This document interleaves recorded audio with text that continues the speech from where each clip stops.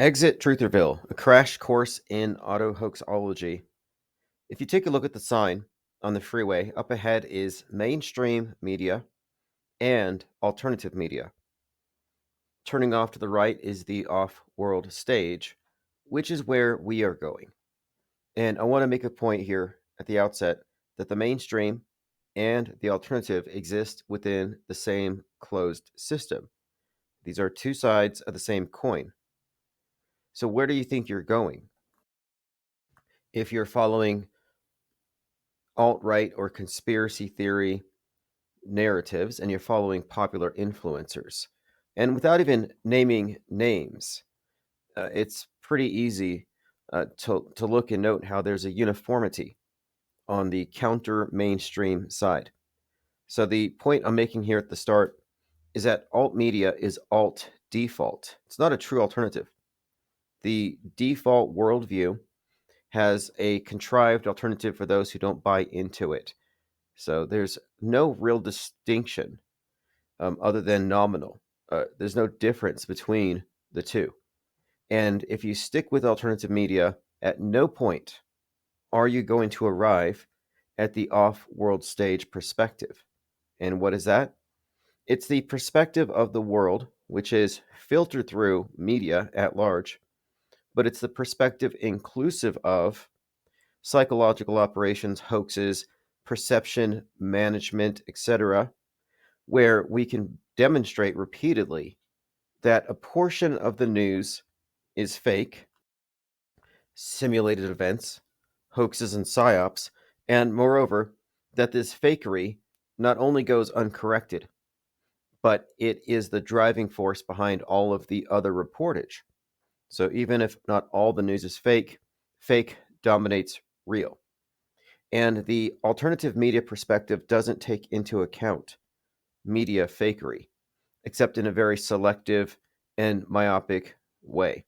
And this is all about framing and frames of reference. So let's go ahead and continue on.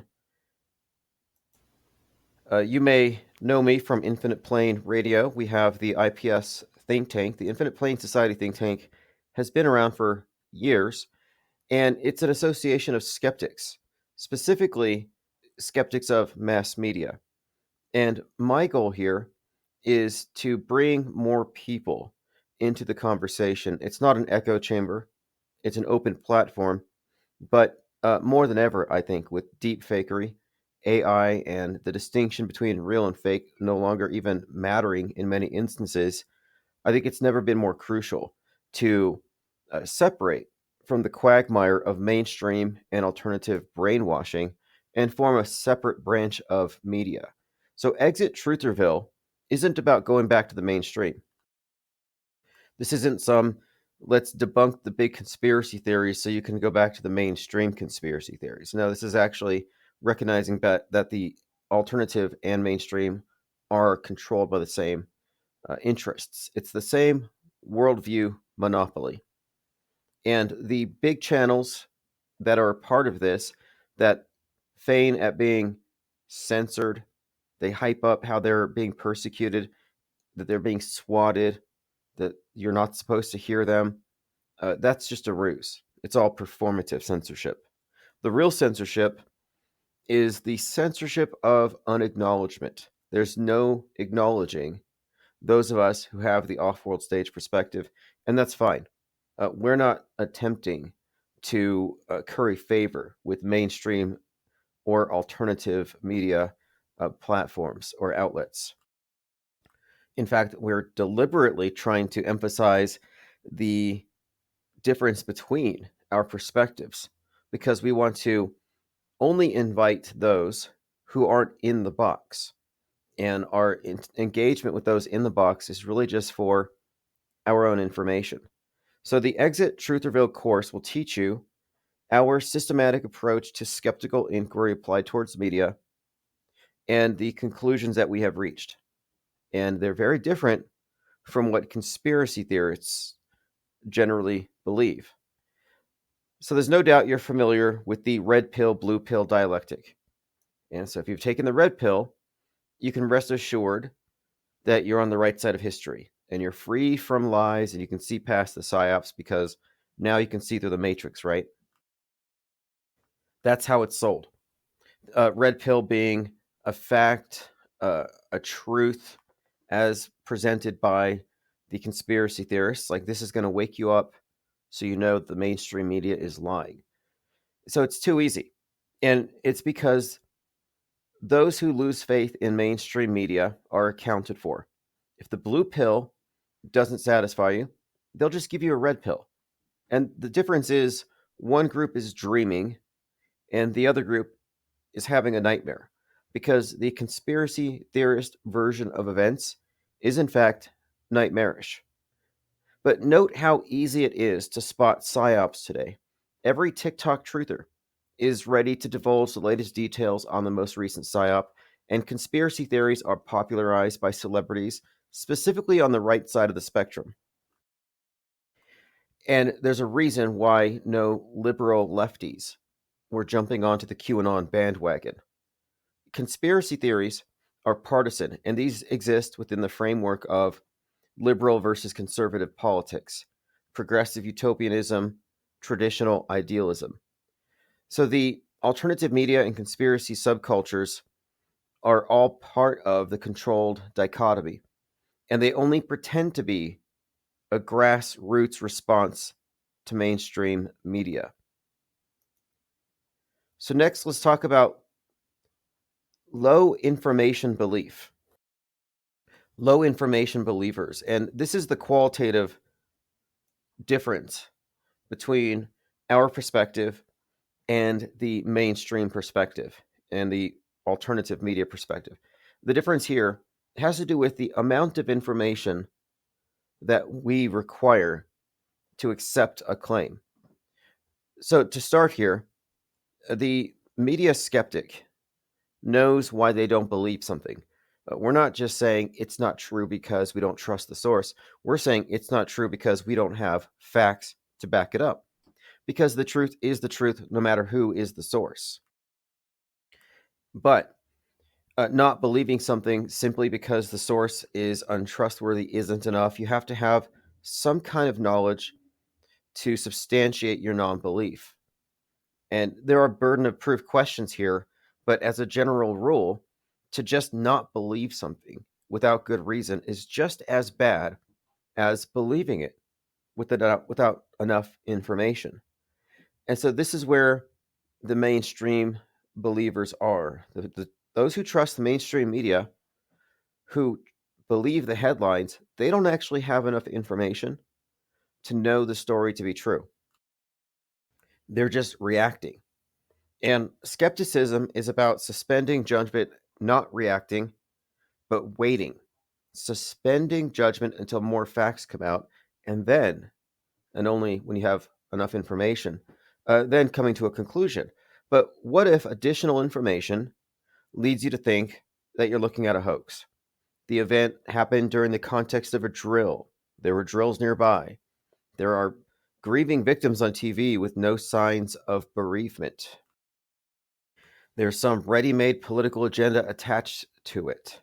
There's concurrent and predictive programming, which we'll talk about later, attending the event. So, more information could lead you to think it was a hoax. And so, I would call this informed disbelief. And the informed disbelief of the media skeptic weighs more than the low information belief of the mainstream news consumer.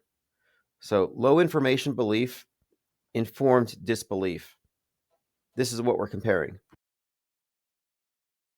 Low information believers don't have enough information to know either way, and they are dependent upon the sources that they trust.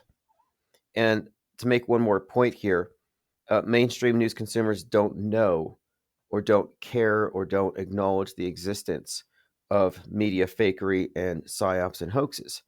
And this is another distinction between us, is that the mainstream believers can only be believers. They can't actually arrive at what you could consider to be knowledge about very much. Not that they care to or even could. There's not enough time in the day to parse all the news. We're inundated, and that's part of the programming. It's meant to be overwhelming, so you outsource to some entity or agency or outlet to do your thinking for you.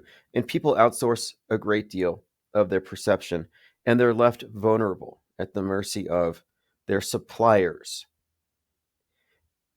Now, look at the illustration that's coming up next year, because the additional information that gives us a different conclusion is really about our wider perspective.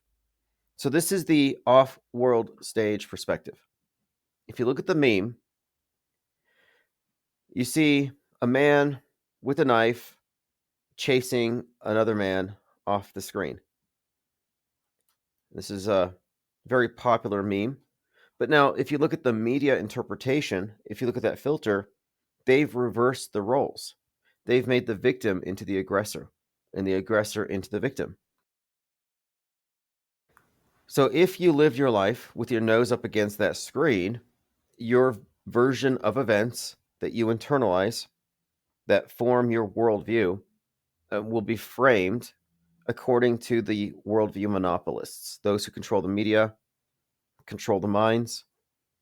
So the zoomed out perspective is the one that takes into account what the public is being shown, which is on that screen, and what is known, and the discrepancy. The world stage concept is the world of ideas that the mainstream and alternative exist within. The off-world stage perspective discredits both. So let's do a short assessment here. And these are just questions to answer on your own to yourself. But these are questions to examine your underlying assumptions about media reportage, because there are some basic assumptions that you may have or that we're meant to have, certain expectations about what media is. And one of the things that pointing out in this course is that media itself isn't what people think it is. We're trained to think of it as objective. I mean, maybe there's a bias and there's selectivity in what they cover, but the camera, the microphones, it's just capturing data, and they're learning about the story and they're reporting it as it develops. And this is the idea of media as a passive recorder, when in fact their role is active and they're producing as much as they're simply recording. So let's go to the assessment. What was your initial take on the Butler, Pennsylvania assassination attempt on President Trump? Based on the headlines, based on the footage, which I saw right away because we were live at the time. Did you think it was real or fake? Or a mix of the two? Did you think somebody died? And these are important questions, because if you think it was real,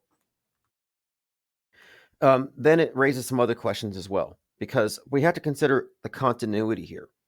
And in our research, we have reasonably ascertained that the January 6th event was largely a psyop with Trump's involvement.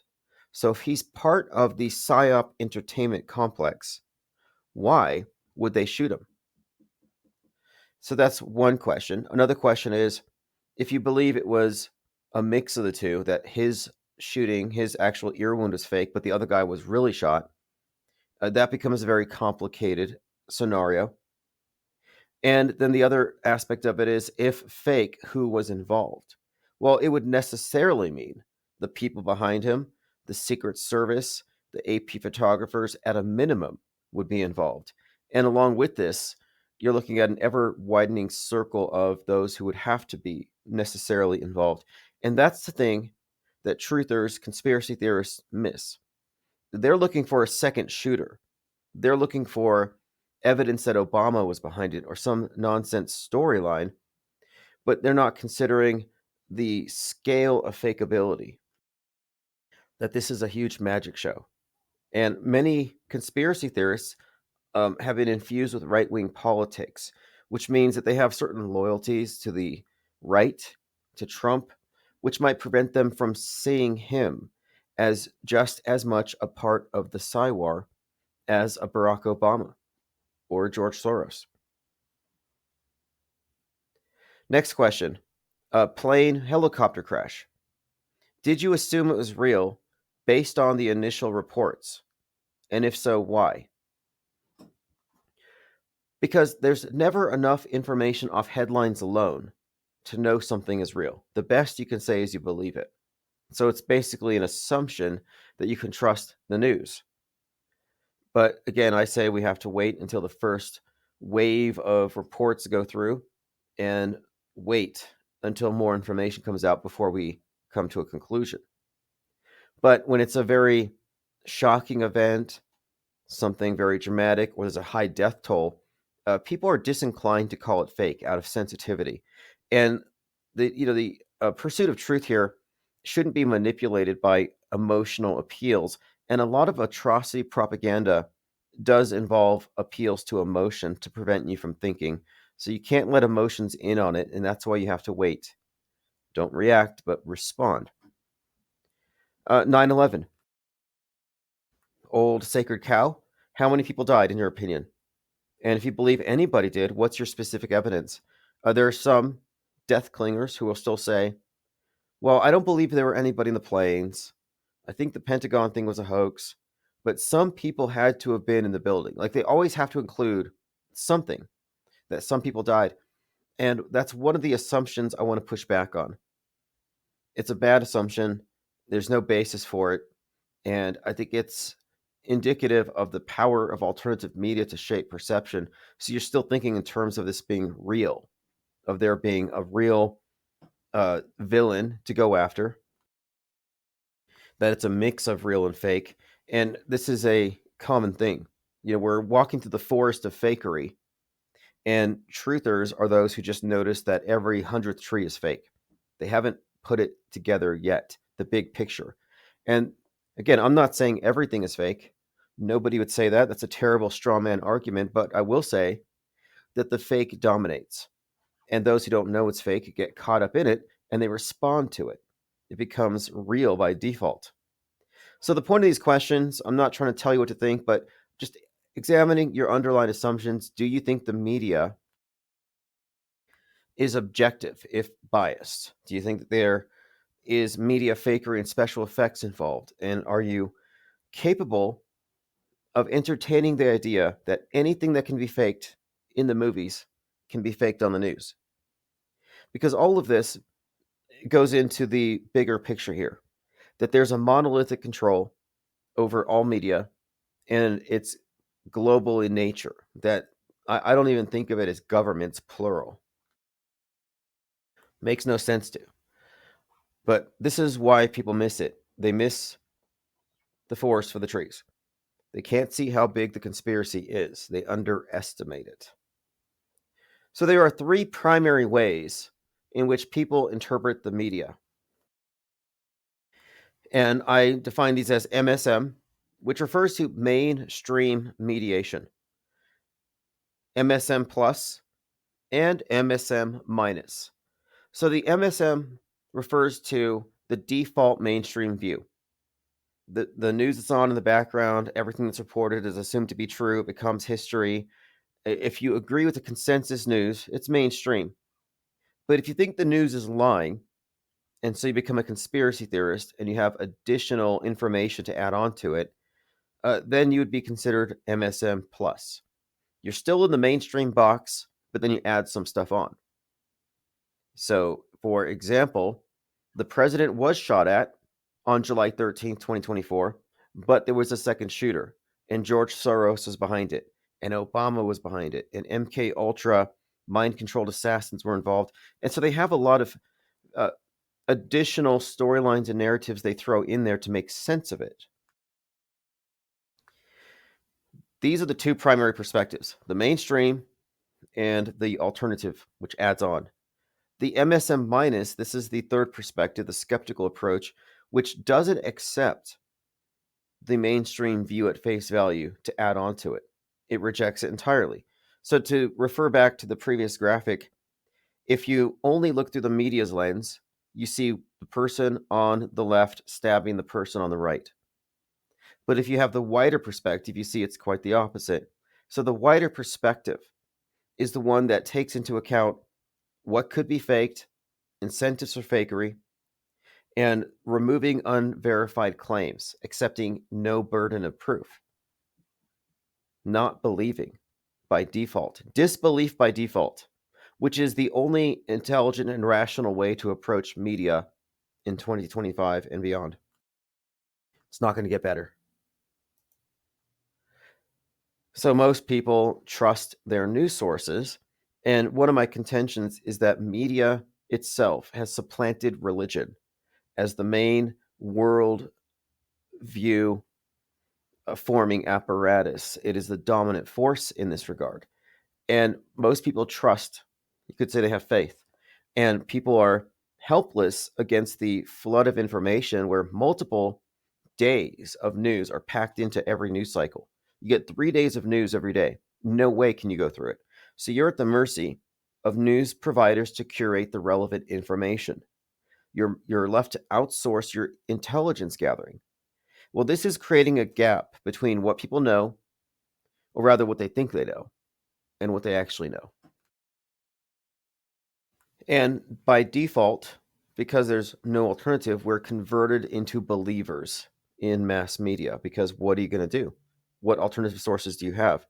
And this is why I say it's important to be informed. The masses are misinformed by default. Now, you could say, okay, it's misinformation. Let's just turn off the TV and ignore it. Well, now you're uninformed. The misinformed and the uninformed are both lost. The informed, which would be us, are those who recognize the misinformation and recognize what additional information is there, which discredits their information. So it's a deeper level of situational awareness. And the uninformed person has no clue. So if something big happens, they're left at the mercy of the masses, of the default perspective, because they haven't figured out the difference between real and fake. So you have to exercise discernment, or by default, you'll be caught up with the true believers in the church of media. And in addition to the 3 different ways that I categorize people and how they approach media, there's another distinction here, which has to do with active and passive, or the programmed and the deprogrammed. So the deprogrammed perspective is a very active one, whereas the programmed is one of passivity. And the main and alternative media sources are targeting people who passively receive their information. That's why truthers are always on the edge of their seats, waiting for the next Armageddon, the next apocalypse, the next psyop, always doomsday countdowns, kind of driving their narratives. It's all kinds of eschatology, like, well, the next Super Bowl is going to get nuked, or this is going to happen on this day. Well, this is, I think, indicative of their passively waiting for the next plot twist. They're waiting for it to unfold. And the other way to look at this, the active perspective, which is the skeptical perspective, is to not come to believing any of these scenarios, doomsday scenarios of any sort, unless facts back them up. And consistently, as you can look back in time, no doomsday prophecies have really come true. So the next thing I want to jump into, which should be a starting point here, is the false flag fallacy, which is really just an antiquated framework for processing media. And alternative media uses this. InfoWars still use this. This is the standard for them. Most truthers classify major events on TV. Let's say a plane hits a helicopter, or a school gets shot up. They'll say it was either a false flag or it was real as presented. Case in point, Butler, Pennsylvania, 7/13/2024. It was a second shooter. The shooter was a patsy. Therefore, it was a false flag. It was real, but somebody else did it. So the alternative media just has an alternative explanation that still bases their assessment on the essential event being real. That's their starting point. It's real. Let's respond in our right-wing way with our standard boilerplate responses, which they always have for every single event. And this is a pattern here, but they don't include the third perspective, which is the event itself may be fake. And this is by design. This is how controlled opposition works. They do not include the third category, that it's a simulated event and nobody died. And this is another sticking point, is that many people who are conspiracy theorists are operating under the premise that people are really dying at the simulated news events, which is just not true. The claim cannot be supported. And we've debated this to death, and we refer to them as death clingers. They still think, oh, well, somebody died. Some people died. Prove it. Your evidence is limited to what the media shows us. If they can't convince us, how can you? Why are you giving them the burden of proof? Don't reduce yourself to the role of propaganda mule. Make them, it's their job, make them provide the evidence for these claims. But it opens up a whole other set of questions if your operating assumption is that people are dying at these events.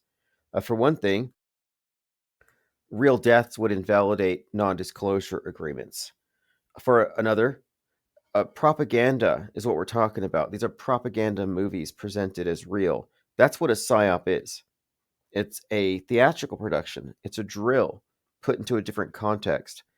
The assumption that people are dying is built into the mainstream and alternative worldview. And I think that's just part of the terrorism inherent in the PSYOP entertainment complex. And it's a bad assumption. And if it can be disproven, you can kind of take the weight out of a lot of their claims. It's an emotional appeal in a lot of ways. People will shy away from calling an event a hoax if it seems hoaxy, if there's a high death toll. And mainstream media reporting isn't religious scripture. It's not sacrosanct. It's all agenda driven. We should be ruthlessly critical when it comes to accepting any claim at face value. But the processing of news as it's real, but the media's lying is a bad starting point. And that's alternative media.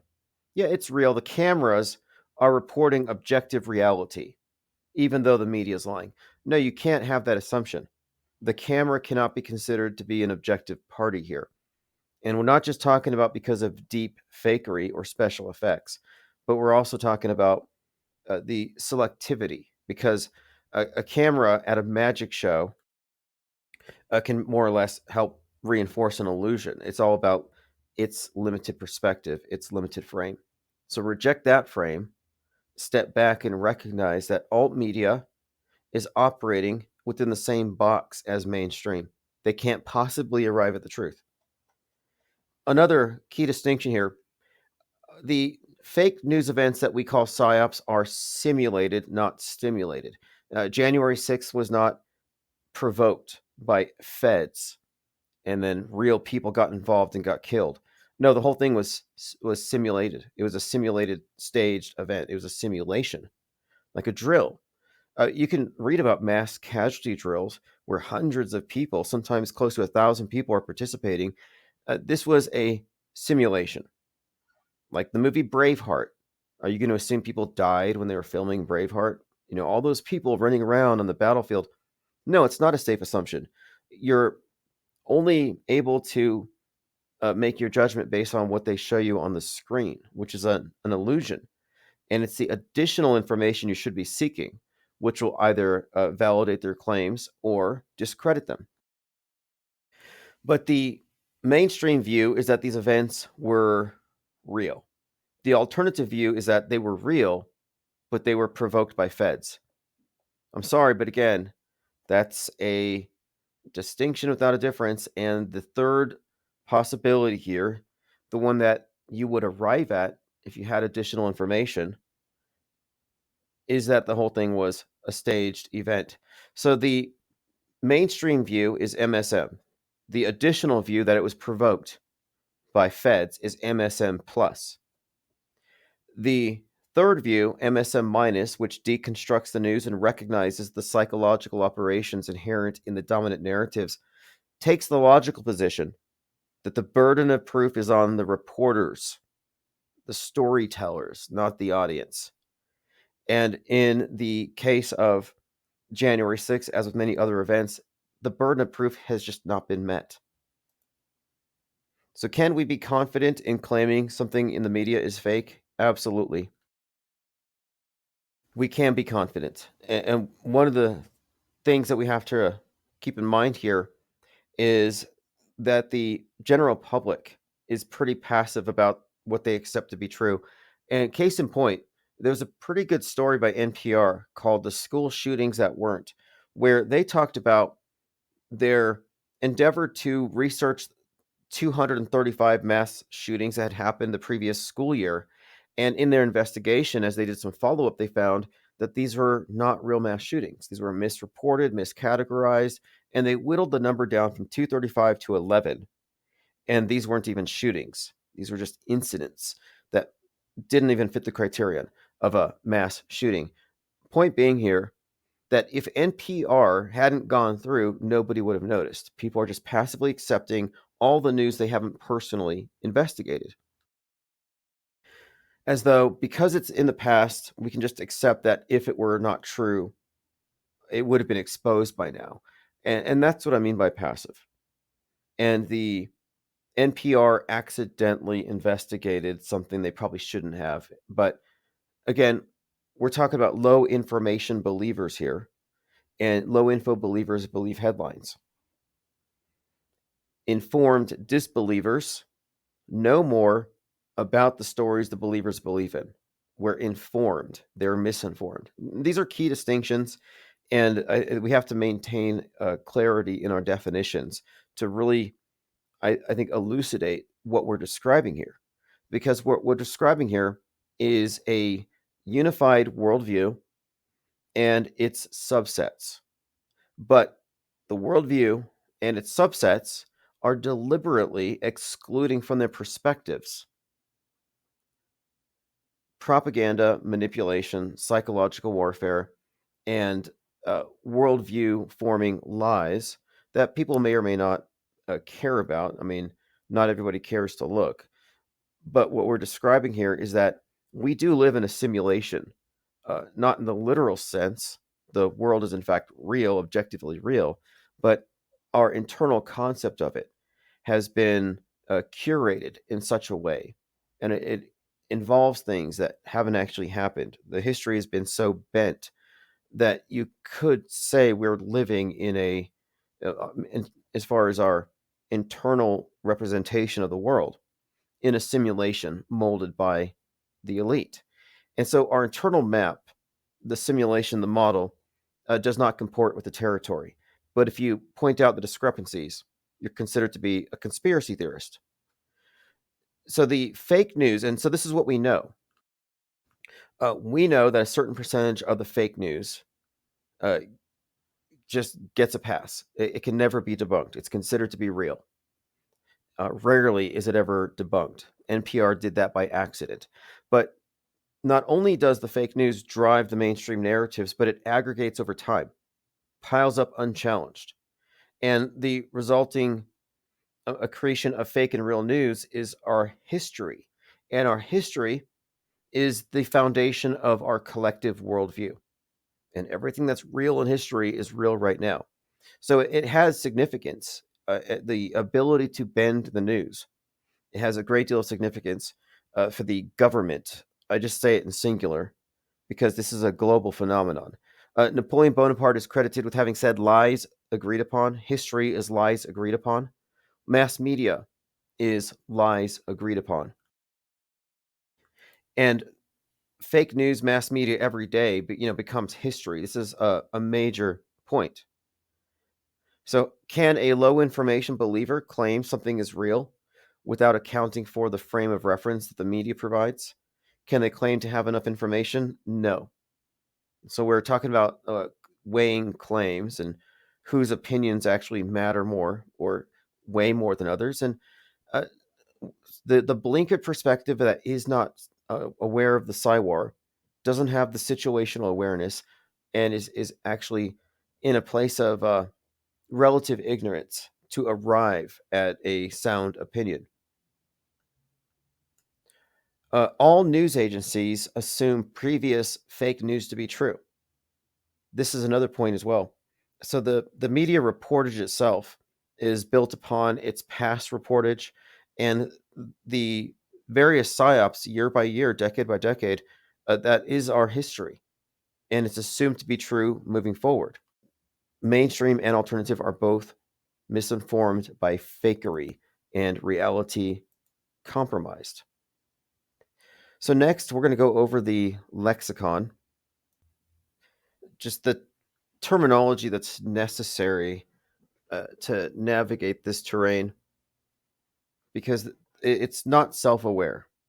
It is blinkered. The world stage is surrounded by areas of thought that are off limits, and even discussions of special effects and media fakery aren't even really tolerated by conspiracy theorists.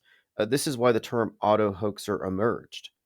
The conspiracy theorists, the mainstream conspiracy theorists, did not like to compete with those who would just call things fake.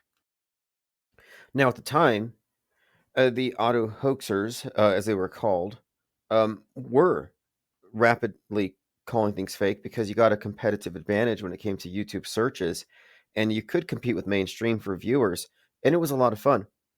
And they were vindicated every single time. So the auto hoaxer is one who, through experience, I think, just became more confident in beginning their assessment on the presumption that things could be faked.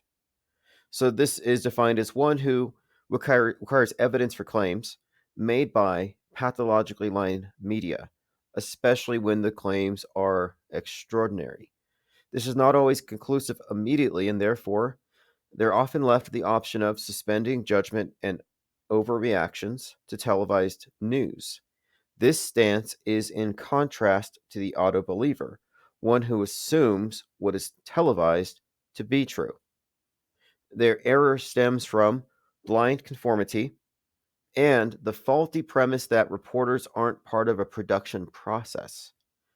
Again, they mistakenly think that the reporters are objective insofar as the information goes. Maybe they have a bias, but the big mistake here is that media is not a window to the world that brings you information from afar, but it is, in fact, a filter. Uh, Concurrent programming. So there's a lot of talk about predictive programming. It's often noticed by truthers, but they don't understand what they're looking at. And some will say, the critics will say, well, they're cherry picking because there's a lot of movies in the past to draw from. Well, that falls apart when you recognize the phenomenon of concurrent programming, which is not new. It's always been there. So concurrent programming is more noticeable real time when you're paying attention to what's happening in the entertainment world and what's happening in the news.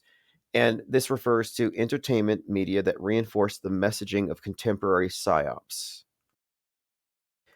And we have many examples of this where the timing of the release of a specific movie and the event that's associated with the movie is beyond just coincidence. It's the result of planning, because what we're finding here, what we have found through years of observation, is that it's systemic. It's an entrainment of entertainment and news, and it's actually predictable.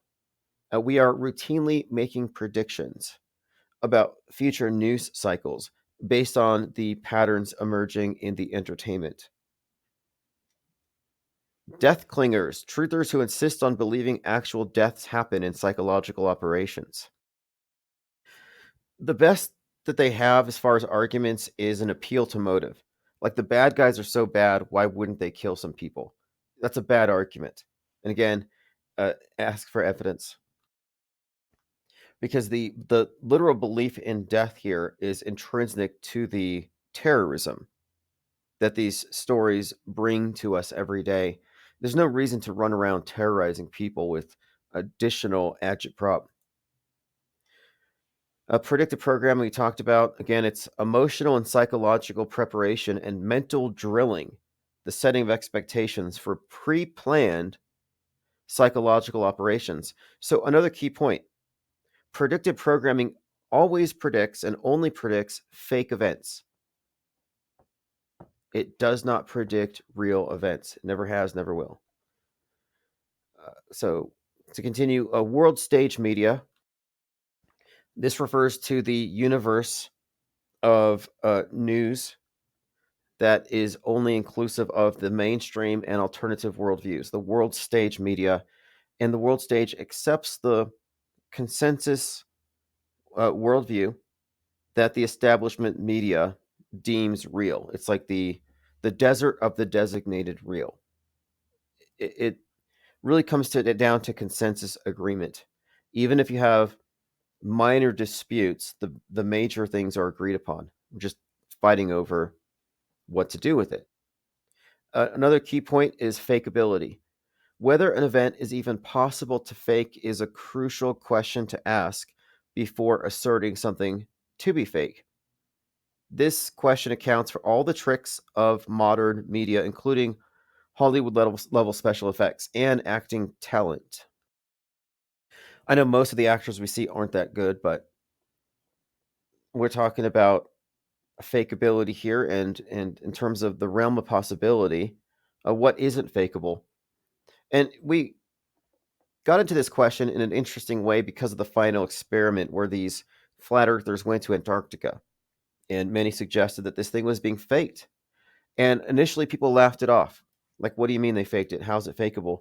And as the collective of skeptics looked into it, we learned about things we didn't know about before, like airplane hangar sized virtual reality studios where the walls are covered in screens and they can turn it into anything in the background. So it's like surround screen, rear screen projection, but super high def LED screen stuff. It's realistic, it's foolproof from the perspective of what the camera sees. So just by being skeptical about that event, whether or not the skeptics were um, debunked or not at the end of it, what I'm just saying is that just by looking into it, it expanded our recognition of what is fakeable. So the question is, could you fake a base in Antarctica? Well, for a movie, you could. Could you fake it in real life? Could you stage something? It's within the realm of fakeability. Uh, yes, if you could fake a moon landing, you could fake a Mars landing, you could fake anything. Yes, yes. But at scale, that's the other question. How many people are involved in it? And you have to get into these questions where then it takes away the likelihood. It just really, it's a case to case thing. But when it comes to fakeability, we have to be skeptical at first. There are people who say that gorillas don't exist, that these are just people in costumes, and we've only ever seen them on TV. And to me, that's not a skeptical claim. That's a low information disbeliever. It's just a flippant claim, if anything, an argument from incredulity at best. But gorillas are fakeable, but not at scale. You could fake one or two. You could fake a cage fool, I suppose. But could you maintain a gorilla faking industrial complex? No. You'd have to account for all of the universities, the biologists, the necropsies, the studies. There's just an overwhelming body of data you'd have to contradict first. So before you can even say something's fake, you have to look at what established information supports it first. That has to be your starting point. You have to at least know what the believers believe and then build on that. And if you don't know at a minimum where they're coming from, you're not going to get any traction. So again, fakeability, it's important to understand what's within the realm of fakeability. And another point too is just because you don't know how something was faked, uh, doesn't mean that you have to just accept that it was real until you can prove it's fake. No, the burden of proof isn't on you to believe it. But if you're trying to debunk it, you may not actually know how it was done. And again, this is a matter of research and continued, I think, education on the subject. Because I didn't know until last year how you could simulate zero G without green screens or wires until I looked at the behind the scenes for Christopher Nolan's Inception, which used seesaws and counterweights. Okay, next, let's go through. Okay, the news bent reality. This is a key concept here because we're talking about what happens when fake news aggregates over time and how our collective worldview is really the shared story against the backdrop of that faked or rather bent history. So, news bent reality is a reference to the 30-minute play Newsbenders from 1968. And this was about this agency that infiltrated every news media company. And at the top tier of each of these media corporations, the people were in on a conspiracy to write the news 5 years in advance. And that's precisely what I contend is going on here. But I think it's more than 5 years. I think they write it decades in advance in broad strokes and then finer detail as they get closer to the execution dates. But history is, at least in part, fake. We have to acknowledge because fake news and psyops exist. It could be 1% of the news, doesn't matter.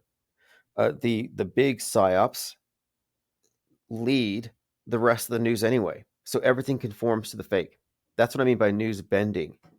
And another point here is that we are recognizing the media fakery and the synchronization between entertainment and what's happening in the fake news.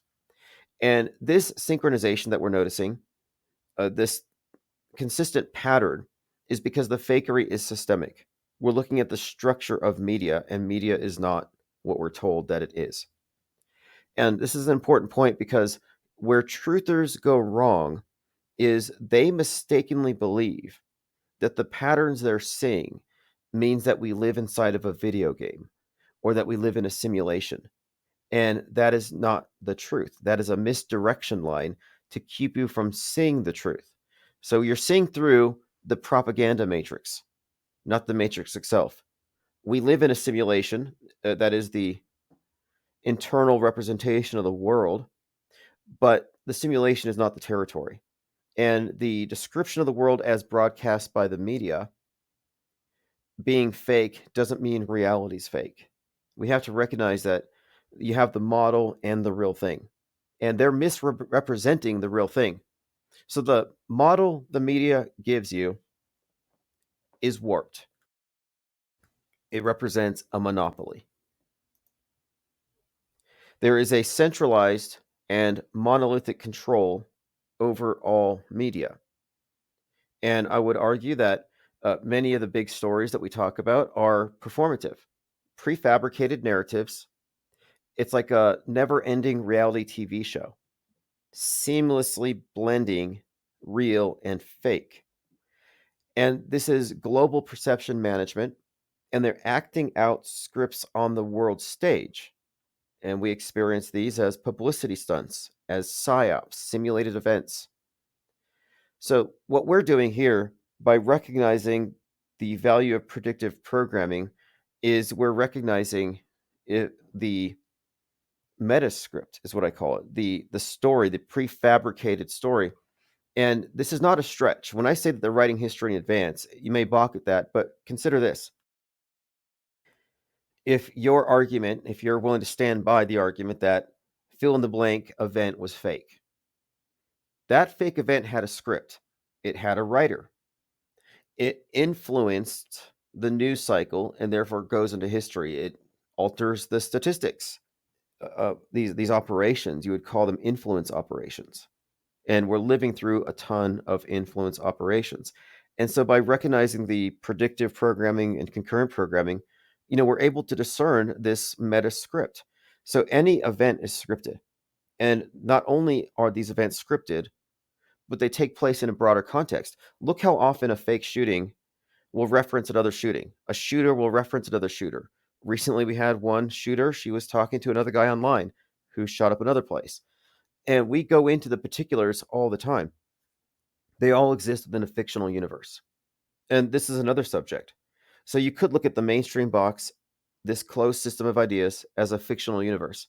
But within the entertainment world, you've got the Batman universe, you got the various fictional universes we could point to that are used as propaganda vectors for inserting messages that pertain to future fake events. Notably, The Simpsons. People always reference The Simpsons, but there are many examples where the movie and the subtext, the story, the characters pertained to incoming psychological events and hoaxes. This is a consistent thing. It's not cherry picking. It's not the simulation. No, it's propaganda at work. It's unified. So there was a movie we talked about at length. It's called Leave the World Behind, produced by the Obamas. Higher Ground Productions. Leave the World Behind has been noted by the mainstream media itself for its prophetic value. And when it came out, when I saw who was behind it, I said, I'm going to watch this because it's going to forecast the coming news cycles. And I was vindicated again and again. But there was a scene in Leave the World Behind in one part called The Curve. And the character says, you have to understand the patterns that govern the world. You have to learn how to read the curve. It can help you see the future. It holds steady. It promises. Anyway, it goes on here about the curve. And I'm saying here is that this was something of a giveaway about the news bent reality that you could, well, we have actually, in fact, we do regularly, have a bit of predictive capability if you look at predictive programming as part of a model, part of a trajectory, because they're not making it up as they go. And one example would be the advent of space junk as a regular feature. Or more recently, we are seeing many stories about where Elon Musk is being demonized as this evil CEO. And this evil CEO associated with online Nazis, financing extremism, responsible for political extremism turning violent, etc. All these things attached to Musk were attached to a character representing Musk in the #1 Netflix show right before the Luigi Mangione shooting of the CEO. And at the time I said, this CEO in the movie is Musk. And in the movie, he influenced the election. He finances the right-wing Nazis. And everything in the movie happened to predict a lot of the things that Musk was doing right after the election, leading up to the present. And along with it, the the leftists, for the most part, the anti-Musk people burning Cybertrucks, king Cybertrucks, the rhetoric against Musk, the calls for assassinate, it's right out of Netflix. And I use that as a predictor of what was to come. I went to go see a movie during the week of the Challenger explosion called Flight Risk, directed by Mel Gibson. And I said, this is going to, because of the week it came out, the week of the Kobe explosion with the helicopter, the Challenger tragedy, I said, this is going to predict aerial immolations. And that's what we got. Interestingly enough, the American Airlines flight hitting the Black Hawk was contrasted with the Challenger when the media contrasted Donald Trump's reaction, which was kind of cold and apathetic, to Ronald Reagan's response to the Challenger tragedy. But anyway, my point being, we're often reading the curve of the news bent reality. To conceal the news bending and ultimately the real purpose to fake news, because fake news is not left trying to get over on the right and vice versa. No, this is about total worldview control. To conceal it, they flood the conspiracy theorists, those who are paying attention, with a lot of nonsense, QAnon nonsense, hopium, fear porn, paranoia, unfalsifiable gematria predictions. Like you'll notice a lot of people will do gematria to predict events. They'll use numbers and symbolism and they'll seemingly read patterns. We're not doing the same thing.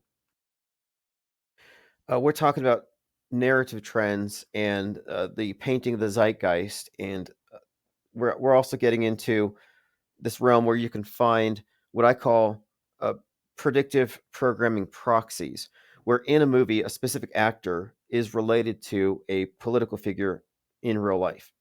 So we're looking at these connections that are intelligently placed there as literary constructs with literary devices like foreshadowing. There's no need to mystify it. And those who are mystifying it are consistently getting it wrong, one. And two, they still think the events are real. They're not.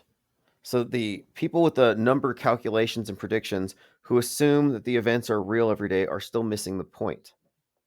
And I think that is the point of a lot of this stuff, to mystify it, to prevent us from having an objective understanding of what is really going on. And this is an intelligently guided system. The synchronization is precise.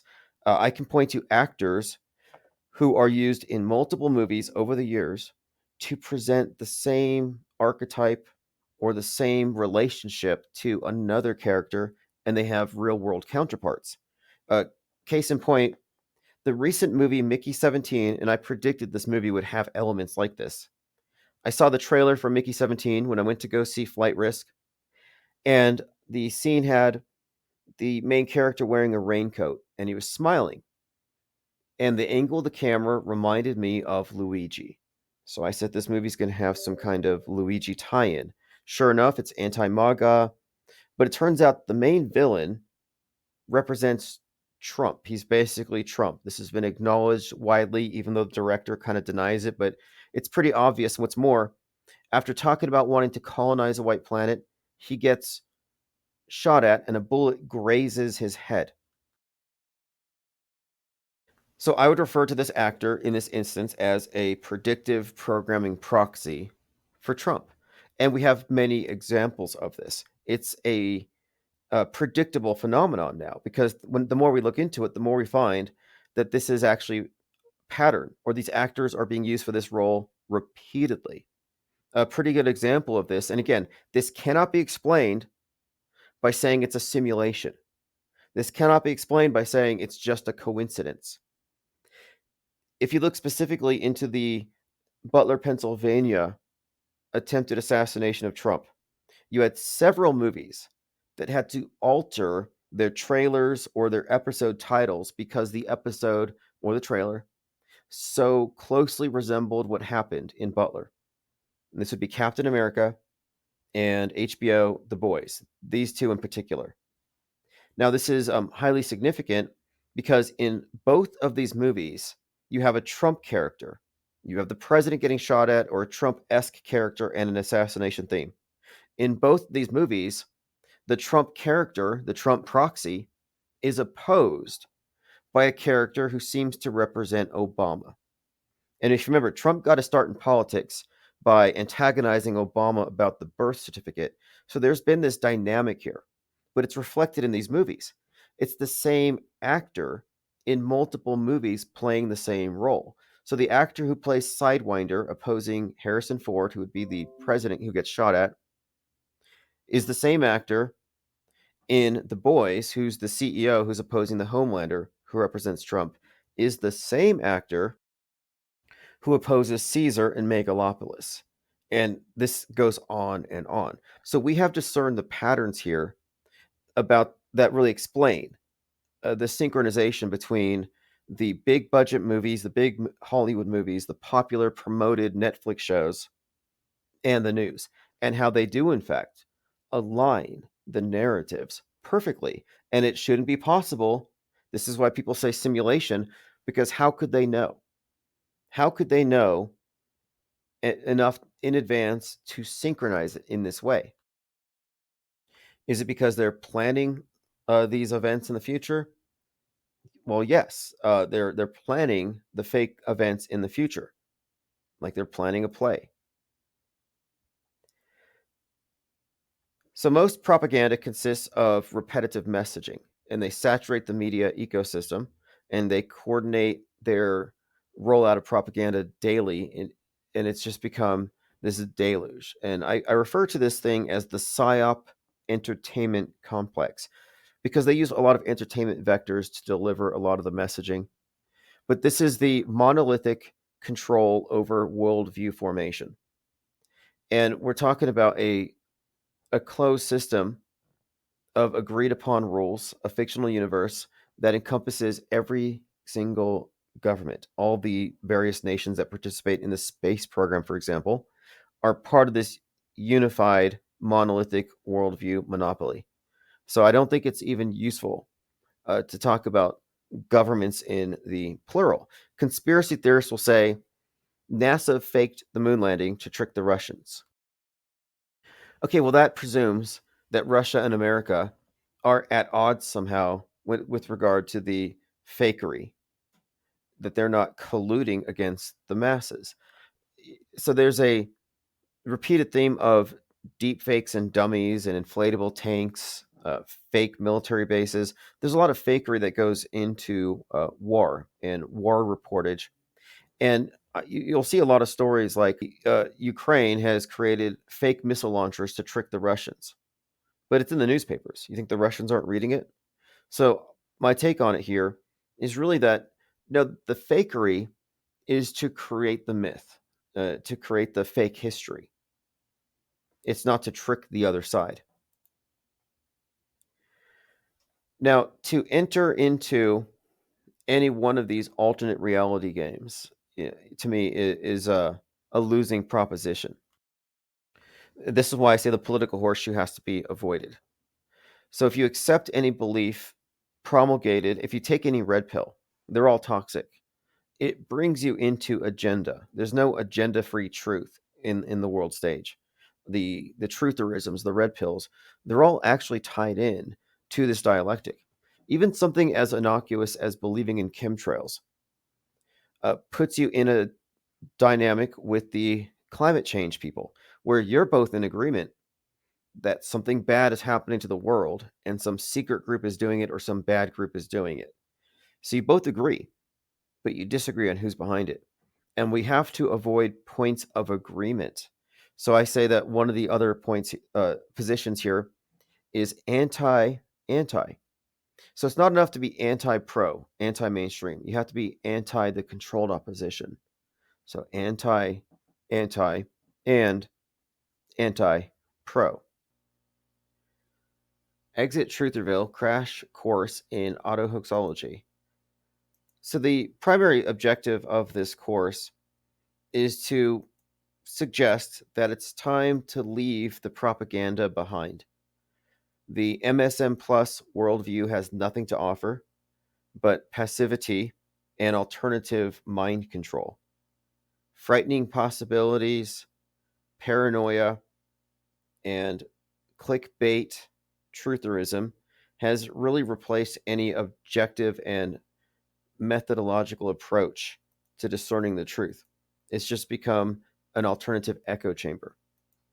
So, what we're positing here is that the skeptical approach, which reserves judgment, has consistently yielded results, some of them unexpected, because beyond simply recognizing the difference and distinctions between real and fake news, we've come to recognize the purpose of fake news, the purpose of predictive and concurrent programming, and the monolithic nature of the worldview monopoly and how it's exercised. And we have also identified that there is no meaningful distinction between Hollywood and news, and that what we are providing here is a parallel media. This is an opportunity to break away from Trutherville altogether, because those who are still there, who are still addicted to Q, hitting the Q pipes, taking the red pills, hooked on hopium, or involved in politics, they're still immersed in fakery. Like I said earlier, if you're in the political horseshoe, you're in lockstep with a lot of brainwashees. So we're leaving the dominant paradigm with its massified mind. That's what we're doing here. The auto hoaxer operating system is simply a skeptical framework that doesn't have any built in assumptions about objectivity in media. That's a very naive thing to approach media today, with the idea that you can just trust it at face value. So the auto hoaxing media skepticism, this is not new. The original skeptics were essentially based around the premise of suspending judgment, and even concluded that doing so would lead to a peace of mind. The term they use is ataraxia, meaning a quiescence achieved because you have detached from things that don't matter. And we've been right 100% of the time. And you're welcome to prove us wrong. I mean, this is really a challenge, not just against mainstream, but against truther orthodoxies. Prove us wrong on any of the claims that we say. When we say something's fake, our assumption is that, the whole thing is simulated. It doesn't require real deaths. If you're still clinging to the idea that people are dying, the burden of proof is not only on the mainstream media, but on the advocates. And oftentimes people become advocates for the mainstream media. Where are the devil's advocates here? Where are the skeptics? We who are critical of mainstream and alternative. If you're questioning the assertions of the media skeptics, you're actually being a media advocate. You're in no place to claim skepticism because you rest upon an edifice of blind faith, belief, and trust. So we live in a forest of misinformation, and some of the points we can make about psyops in general is that psyops are not anomalies. Like I said, the forest is fake. It's not just certain individual trees. It's the rule, not the exception. And not everything is fake, but it's the fake that drives the dominant narratives. So the purpose, though, again, is a unified worldview, synchronizing all mankind and putting everyone onto the same sheet, turning them into the same receptacles for the same propaganda. We're all passively going along with whatever they present next. And we may act like we have individual autonomy, and many of us do, but when it comes down to it, the numbers win. The believers outnumber the skeptics and the non-believers. 2020 is a great example of this. And the issue here, at least for us, was that alternative media was hijacked by the controlled opposition. And the very emotion-driven alternative media narratives had no room for calling things fake. They didn't want to hear it because they're immersed in the game. And that's the loss of objectivity that this is a protest against. Oscar Wilde said, "Life imitates art far more than art imitates life." And I would say that life seemingly imitates Netflix. But the key distinction here is that the events that imitate Netflix are fake. So psyops imitate art would likely be the best modern alternative here. So this is all about reality control, and the power of the psyop gives the elite the ability to control outcomes and predict the future. The world stage media is not there to inform you, but to conform you. And that's really what it comes down to. There's nothing new about this. The use of pageantry and religion, fear of God to control populations is nothing new. The newest iteration is mainstream media. I would refer to the religion, if it had a name, as Nasatology. That is the myth that binds us all. It's the collectively agreed upon world view. Outside of it is really just a group of individuals who aren't carrying around a bunch of false explanations with false confidence. By becoming skeptical, we are simply aware of our blind spots. Nescience. Anyway, thank you for listening, and please visit the website, share the link if you think this is of use, because I think we can go ahead and move away from the archaic frame of reference that truthers use in general, and we can build this parallel media out away from the contamination of controlled opposition operatives. There's really no reason to continue to pretend like they have a point, like they aren't just another facet of Big Brother. So again, thank you for listening. I appreciate the support.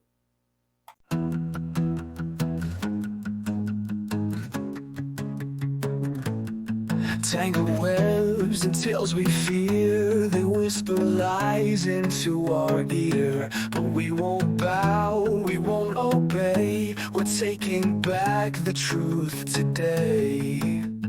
Exit Trutherville, we're breaking free, unmasking stories they want us to see.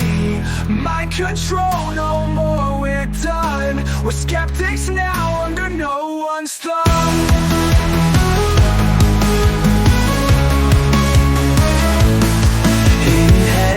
They pull the strings, spin their plots like puppet kings. But we've got eyes to see it clear. No psyop haze can trap us here. Turn off the noise, tear down the veil. Question it all, step puppet kings. But we've got eyes to see it clear. No psyop haze can trap us here. Turn off the noise, tear down the veil. Question it all, step off the trail.